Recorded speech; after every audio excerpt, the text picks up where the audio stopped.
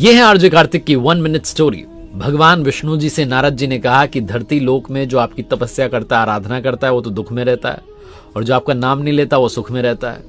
भगवान ने कहा भ्रमण करके आते हैं, घूम कर आते हैं। दोनों साधु वेश में नीचे आए, एक व्यापारी के घर गए साधु वेश में भिक्षा मांगने के लिए, उसने भगा दिया वहां से। जब वहां से निकले तो भगवान ने पलट करके व्यापारी के घर की तरफ देख करके कहा कि तुम्हें और पैसा मिले, तुम और समृद्ध हो जाओ। वहां से पहुंचे एक झोपड़ी में, एक माता जी रहती थी, भगवान की पूजा करती थी। झोपड़ी के बाहर एक गाय बंधी हुई थी। जाकर के भिक्षा मांगी तो माता जी ने कहा भोजन तो नहीं करवा सकती हूँ, दूध का इंतजाम कर सकती हूँ, गाय क्योंकि मेरे पास है। दूध का इंतजाम किया, आराम से उनको आसन पे बैठाया। उसके बाद जब वहां से चले तो पलट करके भगवान ने झोपड़ी की तरफ देख करके कहा कि तुम्हारी गाय बहुत जल्दी चल बसे।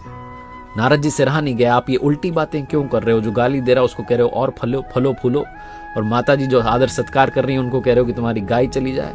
भगवान ने कहा तुम समझे नहीं, मैंने गाय चली जाए इसलिए कहा क्योंकि अंतिम समय में मैं चाहता हूं कि मेरी जो भक्त हैं, जो महिला हैं, बूढ़ी महिला हैं, ये मेरा ही स्मरण करें, गाय की चिंता ना करें कि उसका क्या होगा। और व्यापारी को कहा और पैसे कमाओ, इतने पैसे कमाओ कि अंत समय में पैसा सोचो और तिजोरी के नीचे सांप बन करके जन्म लो। भगवान की लीला वही जानते हैं, जो हो रहा है अच्छा हो रहा है, इसे याद रखिए और प्रसन्न रहिए।